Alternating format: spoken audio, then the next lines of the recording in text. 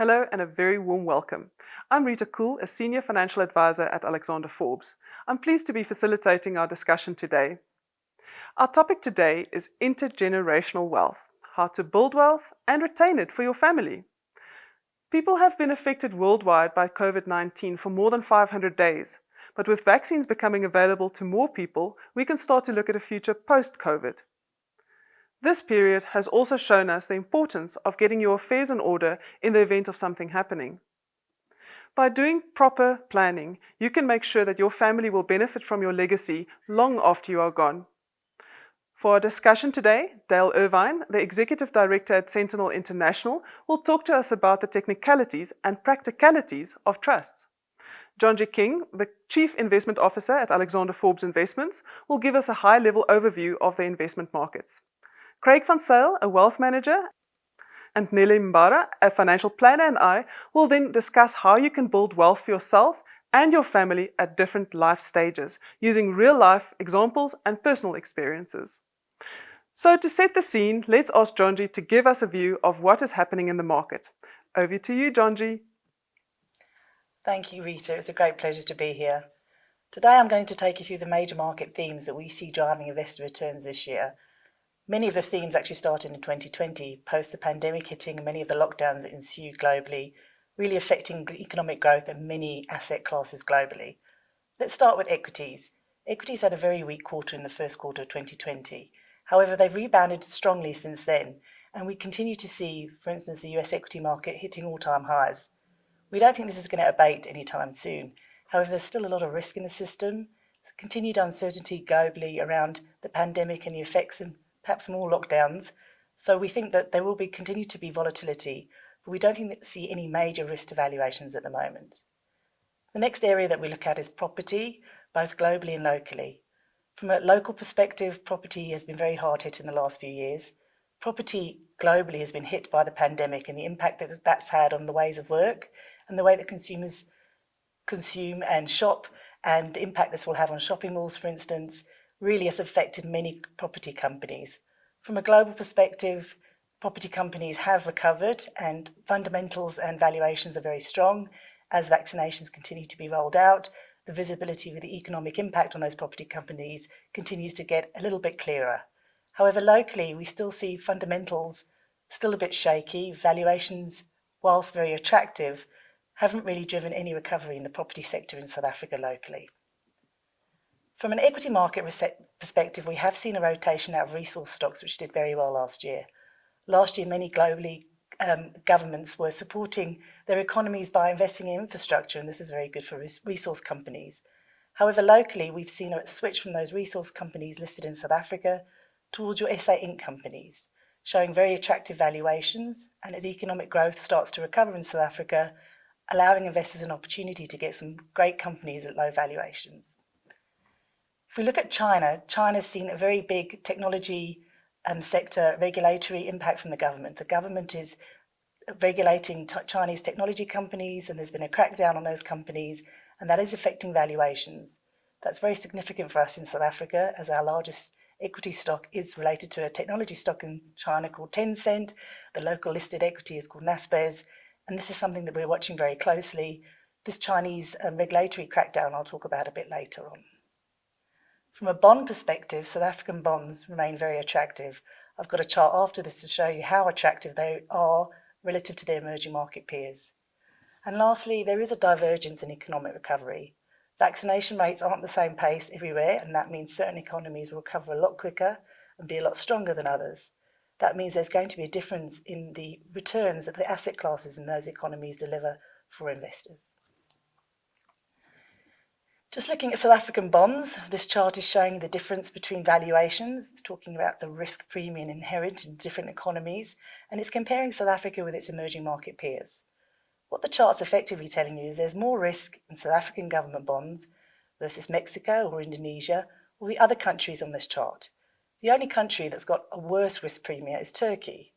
What this is saying is that investors have got quite a high degree of risk protection error in these bonds, and that's making them very attractive globally.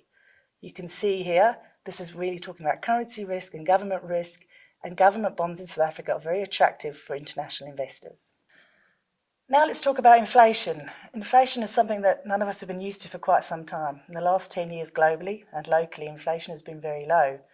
But what we're seeing is a resurgence in inflation. It's slowly creeping up. Whether this is a permanent or a temporary phenomenon is yet to be decided by markets. However, what we can see from this chart is that real returns are now negative. What does this mean for an investor? It means that globally, and I'll give an example, for instance, the German government is taking money from investors and will give you back less money than you actually gave them. From an investment perspective, this isn't very attractive. And if we see inflation continuing to creep up, these negative yields will just get worse. Let's talk about ESG. ESG is a very big theme for investors globally. What does the ESG stand for? It's environmental, social, and governance factors. So from an investment perspective, it's about considering those factors and whether the valuations, what you're buying, really reflects the risks there. We can talk about climate change being a very big environmental factor, social factors such as workforces and working practices, and obviously governance. From a company perspective, how well governed is the company, really looking after shareholders from a long-term perspective. What this chart is showing you is there's been a massive amount of investment in very specific investments that are targeted at companies with very high ESG factors. We think ESG are factors that should be considered across all investments and not just concentrated on certain companies that are doing well. You need to engage with companies to ensure that from an environmental perspective, for instance, that they are improving and the climate change factors that we're all worried about are mitigated by those improvements. But this is telling you that investors are very concerned about these factors, that they are investing in this area, and this is a very big theme globally, and we don't think it's going away anytime soon. Now let's talk about China. China's been in the news recently for a lot of the crackdowns on many industries that they see as a threat to their common prosperity theme. When we talk about Chinese regulations and the government's intervention in listed companies, this is nothing new. Historically, we've seen the government intervene in polluting industries. Pollution for many years has been a big problem in China, and trying to ensure that the pollution that the companies are affecting the environment, that they are necessarily factored in terms of the way that they're paying, for instance, their government taxes. Online gaming has been a theme that has been around for quite some time. The government has been concerned about the amount of online gaming, the unregulated nature of it, and the impact this is having on children, particularly, for instance, in their education. For many years, the government has been targeting the online gaming industry with certain regulations to limit the use. And the recent regulation that has impacted, for instance, how many hours a weekend children can play on these online games is just an evolution of this regulation. We've seen a crackdown in the ride-hailing services in China, and we've also seen a major crackdown in private education. Private education has effectively been made non-profit organisations in China when they were very profitable listed companies. Looking forward, we should expect more regulation from China in certain industries that they see as key to that common prosperity theme. Areas such as healthcare, financial services, and gaming, and just generally the internet companies are likely to be affected by this. That doesn't mean there's no opportunity for an investor in China, but it's about being aware of these risks going forward. Now, I'd just like to talk a little bit about offshore investing, very close to many South Africans' hearts when they're thinking about investments, and how that really plays with our local market and the opportunities that we have here. If we just look at this first chart, it really looks at local markets, not just the South African market, but many markets globally, and we're looking at the number of listed stocks, and we're looking at the size of the market. If you look at the left-hand side on this chart, you can see that globally the theme has been fewer and fewer listed equities globally. You can see South Africa is no stranger to this theme. There are less listed equities in South Africa today than there were in 2000, nearly 20 years ago. However, you look on the right-hand side, you can see that the market capitalisation, the size of the listed companies, so there's less of them, are much larger. What this means is the largest companies in South Africa have got much bigger. We talk about the number one stock, Naspers, has had multiple-fold growth from a market cap perspective in the last few years. However, there's fewer opportunities. You can see if we look, there's a mixed bag across the other investment areas. Whilst listed equities, the number have gone down in the US, the size of the market hasn't changed quite as dramatically as South Africa. This market concentration in South Africa is a big factor here. If we look at international investors, retirement funds being the major investor of default in most jurisdictions, if we look at regulation or even the regulatory impact in South Africa, South African investors are forced to have 70% of their investors in South Africa. So they are forced for 70% of that investment profile to look internally. If we look at the US, the UK, or many other jurisdictions, the proportion invested in their local market is much, much lower. That means South African investors are concentrated in the local market. So we have the fewer listings, much bigger market capitalisation, mostly being driven by the fact that most of this is internally concentrated from a South African perspective. However, whilst we have a big local exposure from a South African investor perspective, if you look at the investment markets and the equity market in South Africa, the drivers behind the companies that are listed are actually quite diverse. A lot of the equity market actually derives its earnings from offshore, from other jurisdictions, other GDPs. This means that you are diversified even if you're buying the local market, because many of these companies are not relying on GDP growth or GDP factors to drive their earnings. However, if I refer back to my comments earlier, where the opportunities that many of the asset managers are seeing in South Africa at the moment are the South African listed companies. Many of the offshore companies being very expensive. They do give you a rand hedge, currency hedge. However, the local South African companies are certainly producing and providing a lot of opportunity for investors at the moment. Over the years, offshore regulation from a regulatory perspective, a pension fund perspective, has been relaxed quite dramatically. You can see just a few years ago, in 2000, only 20% of your assets could be invested offshore. Today it's 30%. You can actually add an additional 10% to Africa there. Most investors don't even take up that opportunity. 30%, so a third of your portfolio can be invested offshore. This is quite a big change for investors because this gives you a much broader opportunity set, a much better tool to diversify your risk and ensure that you've got the best of the opportunity set, not just here in South Africa, but globally too. And if we just take a current snapshot of where most of the big asset managers are at the moment, with that 30% indicating a bit of the value versus local versus offshore, you can see there's quite a diverse opinion set. They've taken up their 30% weighting, whilst others you can see are quite underweight. This is because many of the asset managers in South Africa are seeing quite a lot of opportunity in the local market at the moment. But this offshore exposure really talks to the fact that different asset managers, different opportunity sets present themselves, and the way that you access that can be very different depending on the style of manager that you invest with or the area that you invest in. So just to summarise, equity markets have been very strong. Lockdowns, the rollout of vaccinations will really materially affect global growth, and we just need to make sure that from a risk perspective, we are really evaluating all the risks in the market, and from an investor perspective, there are definitely many opportunities out there. Thank you. Thanks, Jonji. That was really insightful.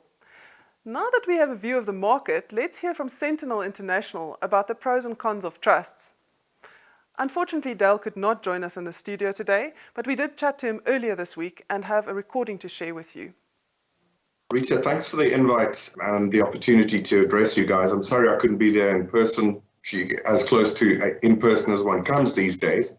Just to reiterate some of the topics that we discussed previously, it deals, as you've asked, with estate planning and how a trust or fits in or doesn't fit in, which is an important thought to think through.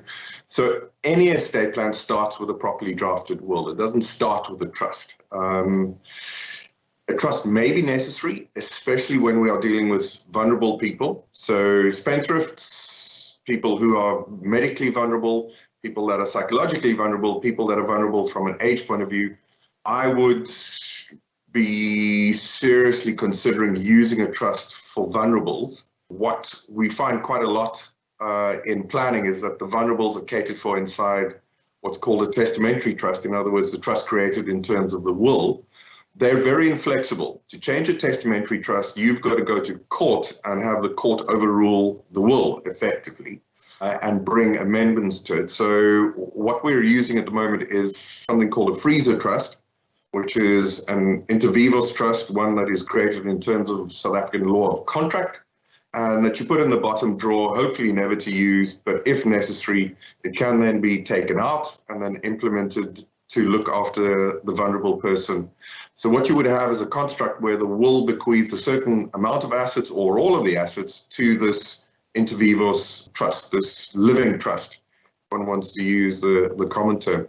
And that living trust can be amended because it's a creature of contract. It's not a creature of the will. So we're backing away from using testamentary trusts. We are most certainly using wills along with these bottom drawer trusts, freezer trusts. They have many names to look after the vulnerable folks in our lives.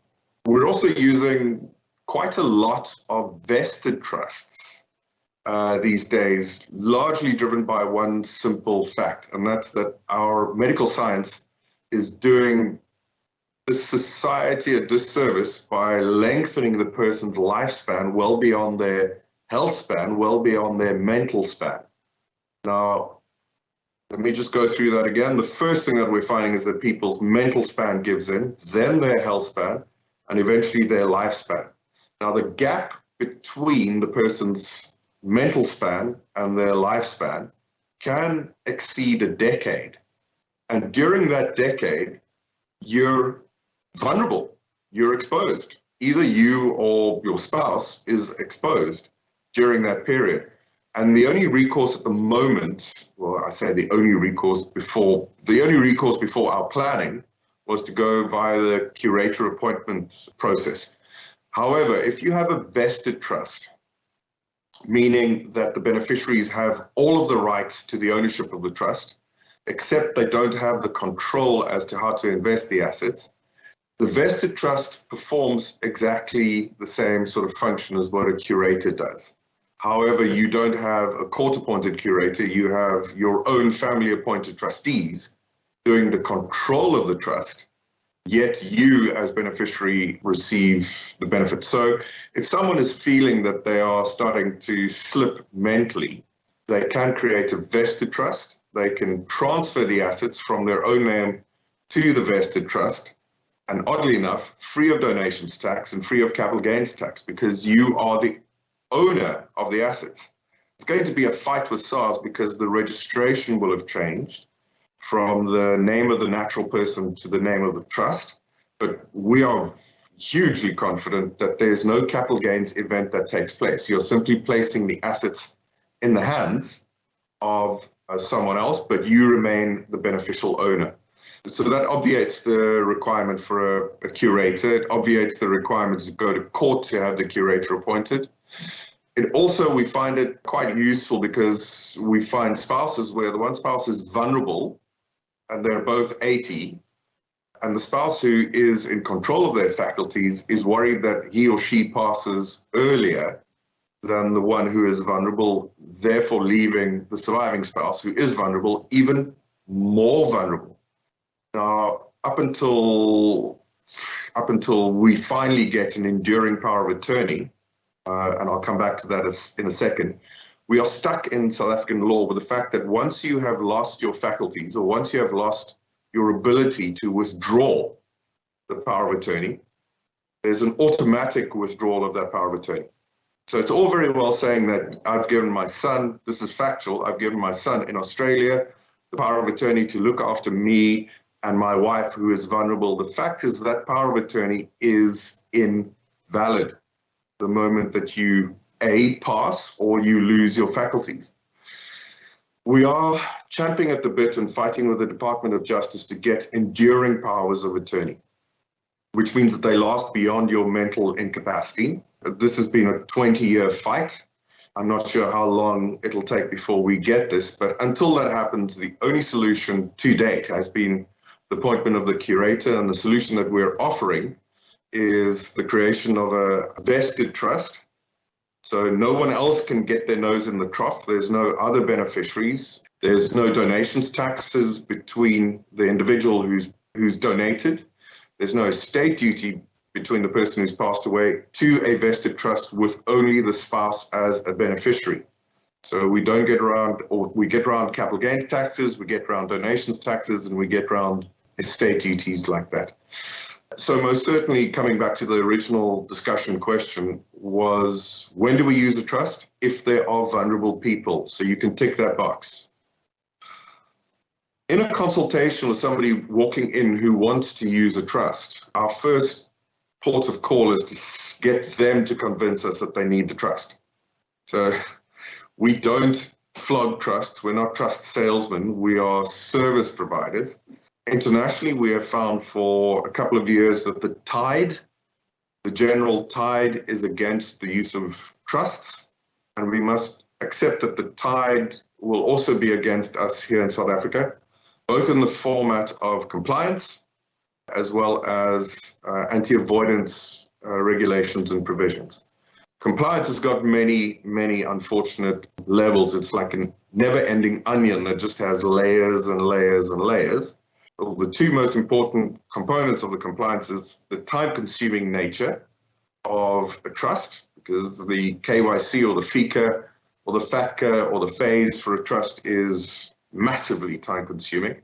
And then needless to say, there's also the costs involved in meeting all of these compliance requirements, as well as the costs that could be involved in future when it becomes legislation that you are obliged now to have independent trustees, which I think is an overreach from the Master's Office, but be that as it may, that's what they're insisting on now. And then eventually somebody's going to charge you for acting as the independent trustee. Getting around to the anti-avoidance provisions, this is a very, very difficult topic to discuss.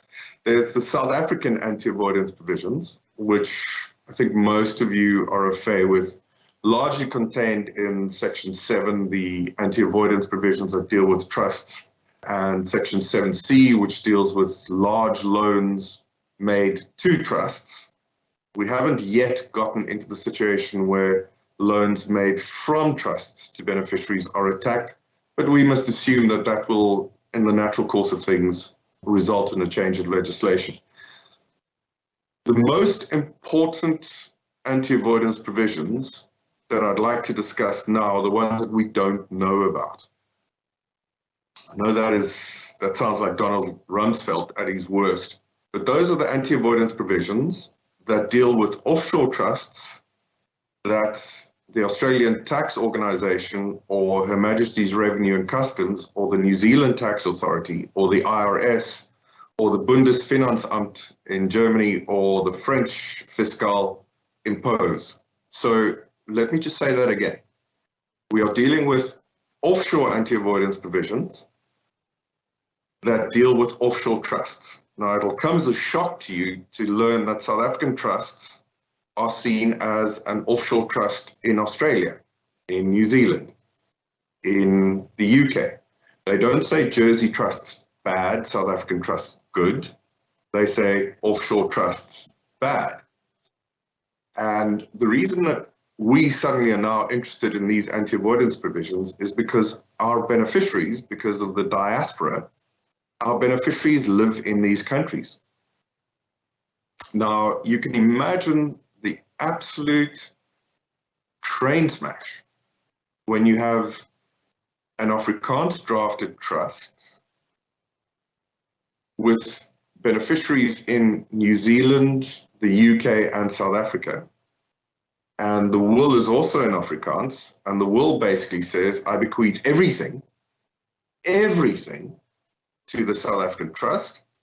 And then what you want is that the South African trust must now dish this out to the beneficiaries in South Africa, beneficiary in New Zealand, and the beneficiary in, the UK. Use that as an example. No, let's be a little bit more aggressive. Let's move away from common law jurisdictions. Let's go for a civil law jurisdiction. So you have a daughter living in Sweden, and you have a son living in New Zealand, and you have a son living in South Africa. Now it falls to you as trustee, and remember, you're not the professional trustee, you're the uncle or the university friend who has been added as trustee, to make a decision to try and get assets into these beneficiaries' hands so that they are largely, materially treated equally. Your first anti-avoidance provision that you have to deal with is a local one. It simply says that should you make a distribution of a capital gain to a non-resident, you shall, double line under shall, be taxed within the trust. at 36%. So you are making a distribution to a non-resident, the capital gain shall be taxed in the trust. And if you make the same distribution to a resident, the capital gain shall be taxed in the hands of the resident under the conduit principle. So it's 36% in the one direction, offshore, and 18% locally. That's the least of your worries. Okay. Because now we move into the offshore space. And I selected Sweden. Sweden is going to tax all distributions made from offshore trusts at 65%. Now we must just pause here for a second and say that the distribution is not the 100 minus the 36 that has been withheld in South Africa. It's the 100. Remember, the decision to distribute is 100. It is not the 64, which is 100 minus the 36. So you're going to lose 65 and 100, plus the 36 you've lost here in South Africa. I can hear all of you now reaching for the Kleenex and Imodium at once. There's some worse news, and that's that the Swedish tax resident has got no access, none, zero, to the taxes paid in South Africa as a credit. The reason for that is that the double taxation between the Republic of South Africa and the Kingdom of Sweden says that you shall be granted relief for taxes paid by the same taxpayer. Now, I want to take you back to the original withholding tax taxed here in South Africa. It is taxed on the trust, not on the Swedish resident. So it's not the same taxpayer. If they gave you relief for the same income, then we would have a shout. But remember, the double taxation agreements prevent double taxation of taxpayers, not of income. So your Swedish taxpayer is now, if my mathematics is right, -1. They got a distribution of 100, -36 in South Africa, -65 in Sweden. So they're -1. Their South African sibling is -18. There's a significant difference there, and you can already start to see the animosity rise. Your New Zealand taxpayer is now going to demand of the local trustees to take the capital structure that is of the trust, which is contained on the balance sheet of the trust, and chop it up into various silos. The silos are accumulated revenue, accumulated capital gains tax, not taxed in New Zealand, and trust capital. Now, the dumb way to go about it would be to ask South African tax advisors to advise you, or somebody not schooled in the New Zealand tax law, to advise you on how to distribute. And the uncle who is now the trustee is going to distribute from trust capital to the New Zealand taxpayer, which means that there's no distribution of capital gains, so they get around the 36% that would have been withheld. However, they're completely unaware of the fact that the New Zealand authorities say, we will first deem the first dollar to come out of the South African trust to be revenue, unless it has already been distributed to a New Zealand tax resident. And once they've finished that silo, they're going to say, well, how much of the accumulated capital gains has been taxed in the hands of a New Zealand resident? And they will then tax that silo. So the decision to distribute trust capital to the non-resident is going to be overturned and completely useless in New Zealand. So happy days, you've dodged the 36%, but the New Zealand authorities will simply overrule the South African tax legislation or the South African conduit principle when they tax the New Zealand beneficiaries. So you can see that the bloodthirsty rush to get into trusts is becoming problematic. You're going to ramp up costs and ramp up complexity if not properly thought through. Dealing with the local South African anti-avoidance provisions, you're aware of Section 7C, which has had some of its teeth drawn because of the reduction in the SARS interest rates. So it used to be that you could lend 1.25 million rands when 7C was introduced, free of the imputation of donations taxes or the deeming of donations taxes. That figure, because of the reduction in interest rates, is now 2.222 repeating million. But we can't assume that the interest rates are going to remain at these low rates forever. As the interest rates tick up, so will the minimum amount that you, or the maximum, sorry, as you were, the maximum amount that you can lend to the trusts. So that will reduce down to an amount where it simply isn't worthwhile placing assets into trust. Needless to say, growth assets go into trust. Depreciating assets most certainly do not go into trust. And that being said, if you had growth assets that are expected to yield significant returns, then I suggest it may be worthwhile paying the 7C donations taxes to get those assets into trust. So assets which don't cost a lot to start but are going to go 35x, you can put those into trust.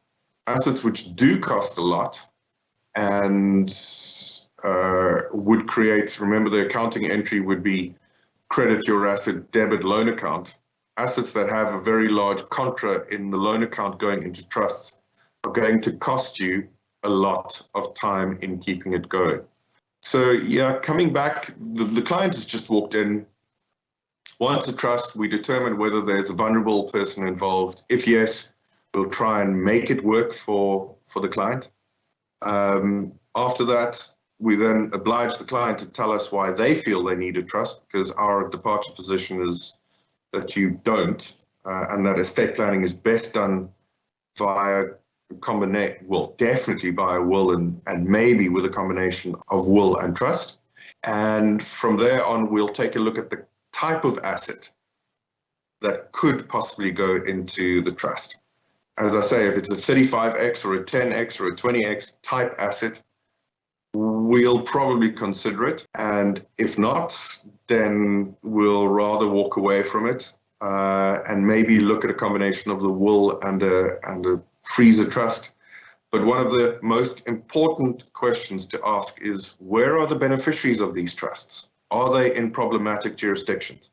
Are they in civil law jurisdictions? Are they in jurisdictions like the US that doesn't like offshore trusts, or the UK that doesn't like offshore trusts, or Australia that doesn't like offshore trusts, or New Zealand that doesn't like offshore trusts? So it really is not nearly as easy as it used to be by saying, here's your trust, and it's a product more than a service. We are trying to render the service that the community deserves instead of just shoving product down their throat. If you'd like, eventually at another session, we can get around to the use or non-use of offshore trusts and how they're also becoming problematic and costly to run. But I think that we should just wrap it up here. Thanks, Dale. That was very interesting, but it's a lot to absorb. Let's kick off this discussion on how to create and keep your wealth. Nelly, Craig, it is so nice to see you again. We haven't seen each other for almost 2 years now. That's right. It's nice to be out again. Yes.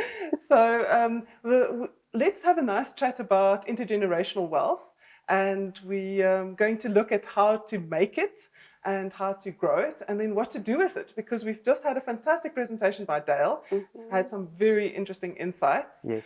And I think let's take a few steps back and say, okay, now before we get money or we have money to leave to our families, where do we start? Craig, what would you say? I think it all starts with setting some goals. It's very difficult to be saving when you don't know what you're saving for. But as soon as you can start to work out what's important to you and what those goals should be, the saving becomes a natural second step.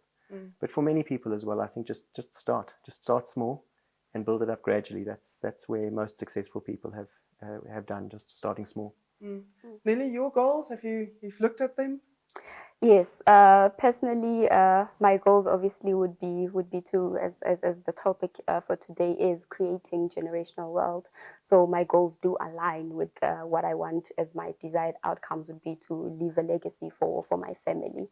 As Craig was saying, obviously it starts with identifying those goals. But before you actually identify those goals, you also need to sort of perhaps understand also yourself, the type of person you are, what type of investor you are, what is your relationship towards money, because obviously those also affect in terms of how you actually carry out your investments and your savings. So identify your why, change your mindset, and then obviously then just start your savings journey, start your money management journey. Yeah.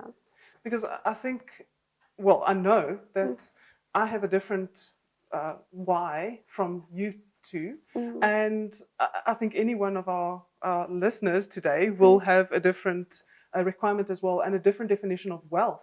Yes. Because you don't necessarily need to be fabulously wealthy to be happy, and if you can identify what that requirement is for you, then you're off to a good start. Yes. And now you said just start. What is an easy way to just start? So I think for most people just starting out, a retirement fund is often a good solution. It's a cost-effective and tax-efficient way to start. And also tax-free savings accounts are very, very good as a starting mechanism.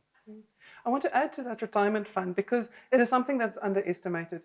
People join a company and it gets deducted off their salaries and you don't even think about it.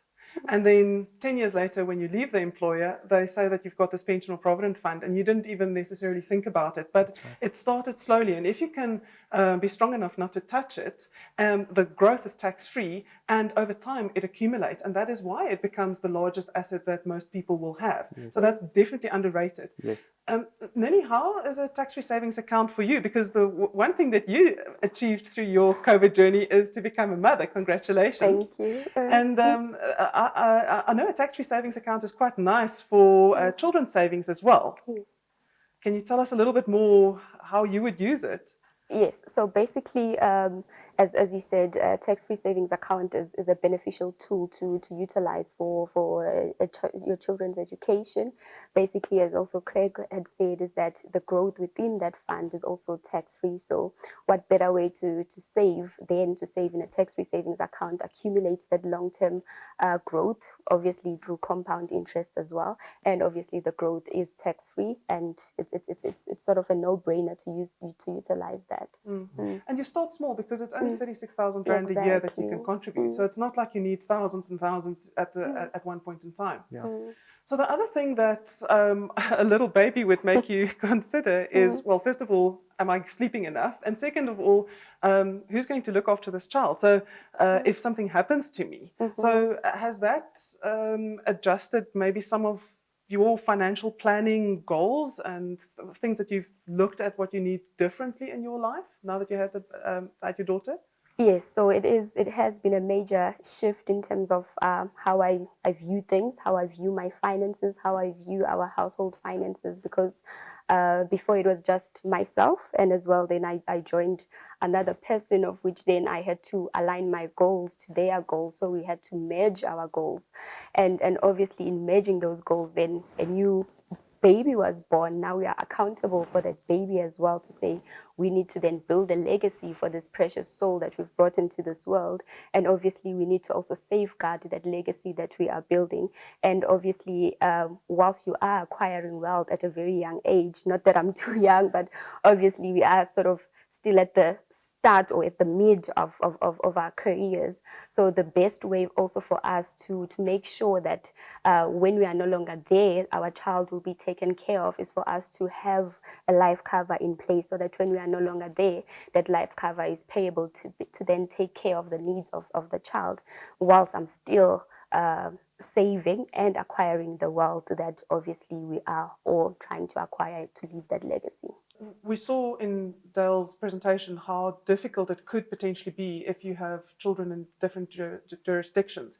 And what it brought home to me is how important it is to communicate with a family. As you said, you need to know your family members, and you don't want to be in a situation where this money that you have accumulated now breaks the family because it was structured incorrectly. Yes. And I think the main way that you can resolve that issue is to have different resolutions for each of the children. So you might have a different solution for one child in South Africa, and the other child in another country would have a trust that pays out differently. But as long as you communicate with your family and go through counseling while you are alive, maybe have a family meeting or something like that, and explain to the family, this is what is going to happen, this is why I'm doing this. It's not like I love you more or less, but it is going to go a long way so that you can actually continue with your family legacy, and it doesn't shatter when you leave because of unhappiness that a trust or a will was set up in a certain way. Yes.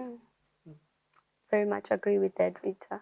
Yeah, because I've seen some families, as soon as there's money, there is there's an a fight. uproar, yeah. Yeah, exactly. So I'm hoping that the people go sit with their families, although it's not easy. Sometimes it's more difficult to speak to a person face to face. And with the family meetings that we've had with the president, we all know now that it's very much good to have a family meeting. It could be very scary, but we Yeah. at least Oh, thank you very much. So we've actually spoken about quite a few topics now, but now this is also becoming more important because the whole thing is changing, where you now have potentially your adult child still staying with you, whereas before they went out in the world and they started their own lives. So a simple question, for example, do you let your adult child pay rent if they are staying with you? I think it's case by case in the family, and it depends on what you're trying to achieve. So many parents don't want to create an unhealthy dependency, but sometimes it's just an economic reality where whoever works needs to contribute towards the cost. Yeah. I would be afraid that the person wouldn't want to go out and find a job, but we all know that it's almost impossible to find jobs these days. So, and then what are the other things that we all know in the industry, that even the best laid plans are sometimes changed by the beneficiaries. So you as the parent might have set up all of these wishes and your goals. That doesn't necessarily mean that that's going to be your child's goal. How? And we also hear that wealth that is created in one generation could be gone in third generation, even quicker than that. Yes. What are the things that you can do as a parent to structure it? And yeah, what do you do? So basically, I think it starts with the education. Basically, just getting your children involved at the very start of you acquiring that wealth whilst you're still in the building stage. But obviously, the children are not the same. One would be very much interested in learning perhaps how the family business is run, and another would just want to go and be a musician, and there's nothing wrong with that. So basically, as a parent also, you must understand perhaps the generation that your child is born into, so that you can sort of ascertain their mentality when it comes to their money behavior, because then that will help the family unit in terms of instilling the right and solid money behaviors while the child is still young, so that when the child grows up, they are much more aware in terms of how the family values were and what the actual goals of the family were in terms of the wealth that's been built up. And obviously you can't obviously also rule beyond the grave, so you must just understand in terms of that the children are different, and you can identify in terms of who would be sort of the successor in the family business, and who would be then the artistic one in the family, so that you can obviously also give your children the right attention and the right love that they will both need, because it also just boils down to the connection that you would have with the parents. Everything has an emotional connection. So if you get that emotional connection, obviously together with the right education in terms of the money behaviors, I believe that it can be sort of a good exercise that each family would need to undertake. That's very, very good. And speaking about ruling from the grave and things like that, we touched on the wills earlier, and I forget to ask about the executor. Yes. And can you elaborate a little bit more how important the right executor is? Well, it's one of the things that people forget about the will. Is in your will, you appoint who the executor is going to be, and that power to choose your own executor is very powerful, because the alternative is the state to appoint an executor, which is not necessarily somebody that you know, who necessarily has a reputation for winding up estates quickly. So it is common that estates wound up without a will, do take longer and are often more expensive to wind up as well. And would you tell your clients to appoint, for example, the wife or a child to be the executor, or would you rather go for a bigger company? That's become a lot more difficult than it used to be. So what the courts are now requiring is an executor to have experience in winding up estates. So in cases where a spouse is nominated as the executor, then an administrator has to be appointed as well to assist that spouse. So the cost saving, which would be the main goal to have your spouse as the executor, might actually fall away completely if you have to hire somebody in any case. Correct. Yeah. So after listening to what Dale said and our discussion, it sounds like it's difficult to do financial planning to leave money for your future generations. Is it really as difficult as it sounds? So right Rita, now? there are cases where it is complex, where you have children overseas, for example, and those complexities. But for most people, it doesn't have to be overwhelming. I always remember that very few of my clients actually have an explicit goal of leaving money to their children. Obviously, they're saving for their own retirement, and they would rather leave that money to their children than to somebody else one day. But with that in mind, you can often keep things quite simple. Millie, your side? Yes, I'll just have to agree with Craig on that. It doesn't have to be too complicated. You don't have to do what the Joneses are doing or what someone you're seeing on Instagram doing in terms of how they are acquiring wealth, in terms of how they perceive wealth to be. Wealth is different for each individual. And obviously how you will manage that wealth and how you want to live that wealth is also very much different. So I would say just do first things first, do one thing at a time, and the more you go along in your financial planning journey and in your wealth creation journey, you will obviously feel more at ease because you will see that you are actually ticking the goals that you actually wanted to achieve at the very onset of your journey. So doing first things first does actually also instill also that discipline in terms of just being committed to those end goals. And obviously no one can do everything by themselves. We do try, but obviously we do need sort of someone to lean into, someone to tap their brain. So just be confident in seeking advice, also obviously from a professional, someone who will obviously give you a solution, a financially tailored solution that's suitable to your needs, and obviously taking into account your short-term and long-term goals so that everything just aligns together. Because if everything is just all over the place and there's no alignment, you'll always just be walking on eggshells and not feeling like you are actually doing something. So if you're feeling that I'm doing something, your life also becomes sort of more worthwhile, and everything you are doing is much more sort of, how would I say it? It gives you more gratitude. So obviously, delayed gratitude is much more beneficial than instant gratification. So just remain committed to those long-term goals. I liked, Craig, what you said right at the beginning. Just start. Exactly. And don't be hard on yourself if you can't continue all the time. Life happens. That's Life right. is hard. There are things that you never planned for that comes over your way. But if you just start someplace, and I think that's my one regret that with my financial history, Yes. that I didn't start earlier and I didn't ask somebody earlier, because I could have started earlier. And it would have made a difference. But hindsight is 2020. But just start. Don't be hard on yourself. If you don't know, there's no shame. Just ask somebody. You're probably not the only one with that question.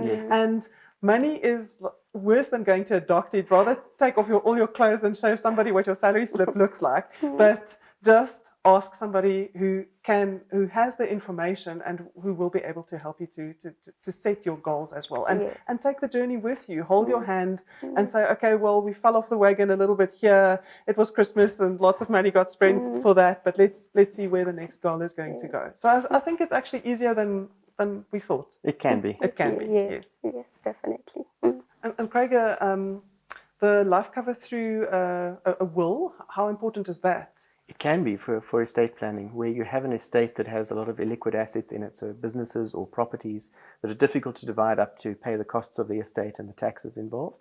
Life cover can be very useful for that as well. So let's then move to the next stage. And what are you finding at the moment that your clients are thinking about or worried about? What are you saying to your I think clients we've had at a the lot moment? of bad news in South Africa in the last few months, and a lot of people are very conscious about how safe Their investments are in South Africa. And it's an interesting conversation around the types of risks that we choose to accept versus those that we want to manage. There is no such thing as a risk-free investment, but there are different kinds of risks and different investments that are better or worse at managing certain risks. And listening to what Dale had said, it might not be as easy to just say, well, I want to take all my money offshore. So it's really raised the topic of proper financial planning if you are going to maybe immigrate or your children are already immigrating and things like that. That's right.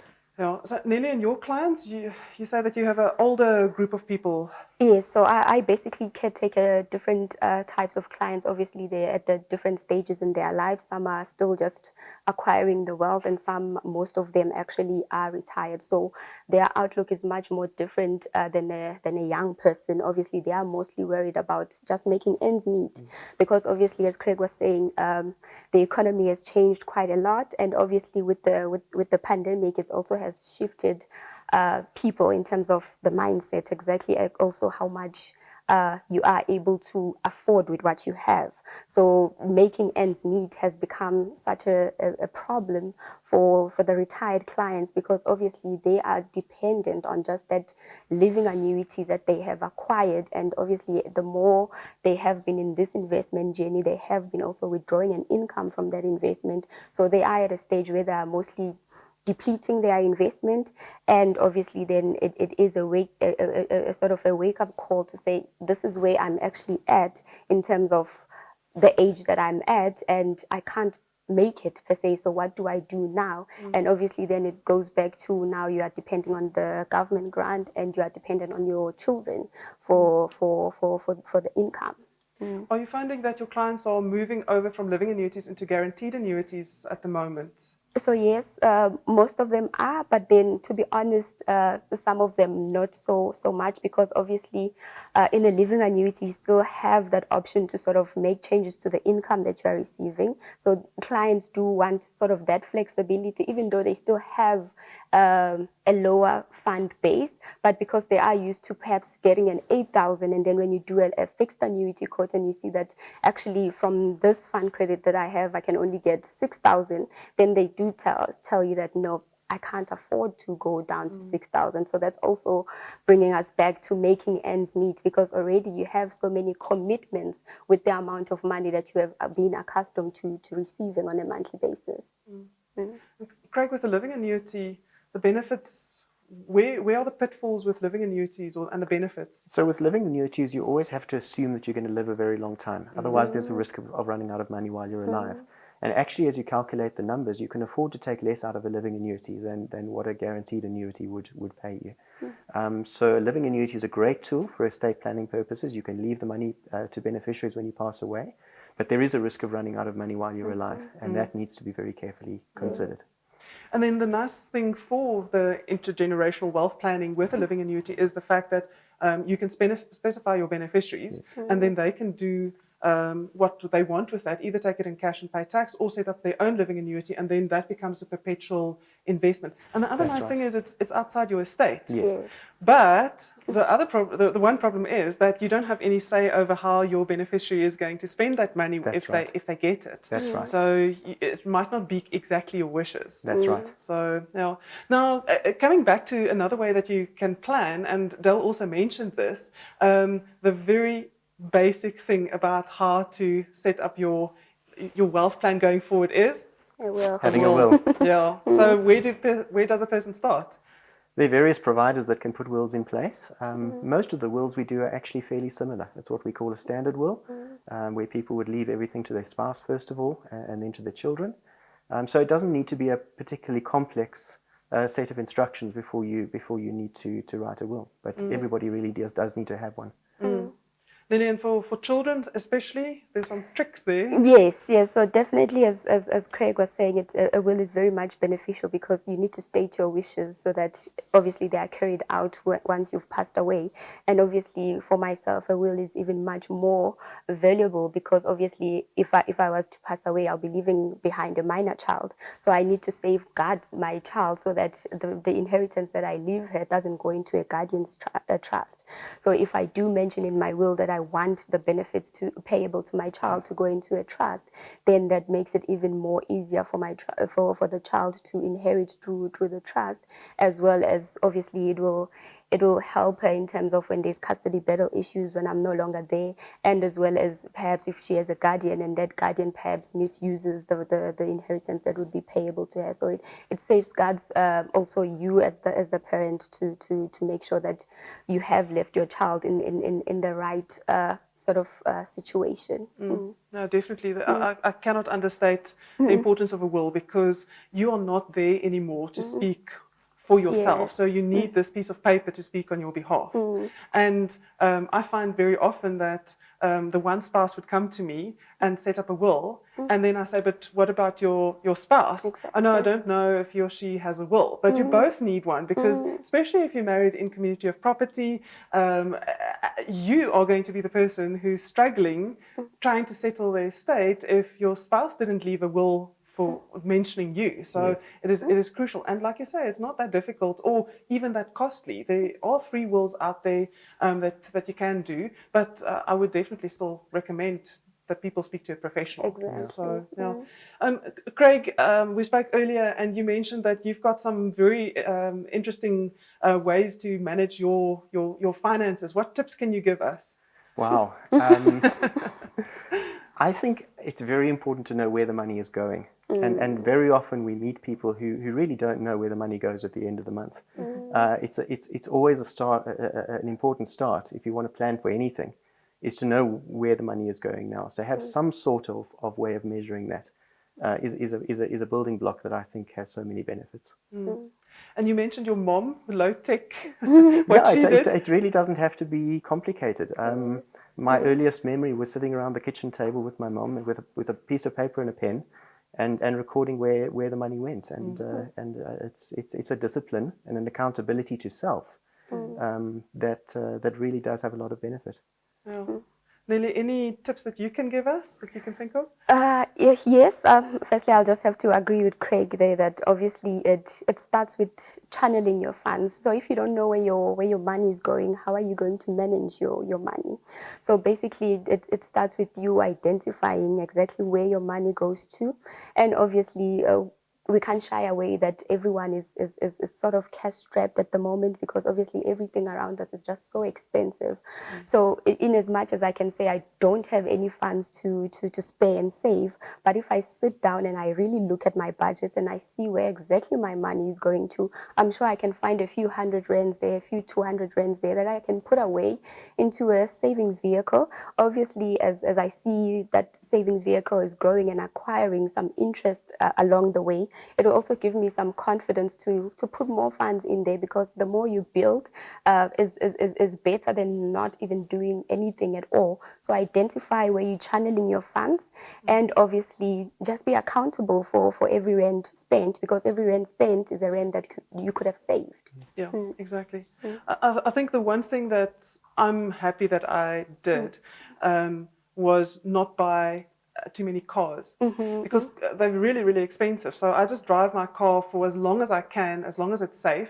And my golden rule of thumb is if the cost of fixing the car is still cheaper than the premium that I would have to pay over a year, then I can still carry on and carry not have to pay a massive premium for a car. And I think if you can reduce your debt on an ongoing basis, it makes a massive difference to your cash flow, and then how you're going to get to your goals in the end. Yes, So, it does release quite a bit of a cash flow. Yeah. Absolutely. Another trick, I think, is to look at what you're earning on an annual basis rather than a monthly basis, because it really shows you the significance of what it is that you have to work with, Yes. rather than small monthly amounts. It helps a lot. Yeah. And there are expenses that don't happen every single month. Yes. There's not always a birthday every single month and your car registration. So then and people always forget about haircuts. I don't know, they think that they're not going to have a haircut after retirement because it's never on a budget. So thank you very much. It was lovely talking to you. I hope that we gave you all a little bit of an insight in what we are thinking.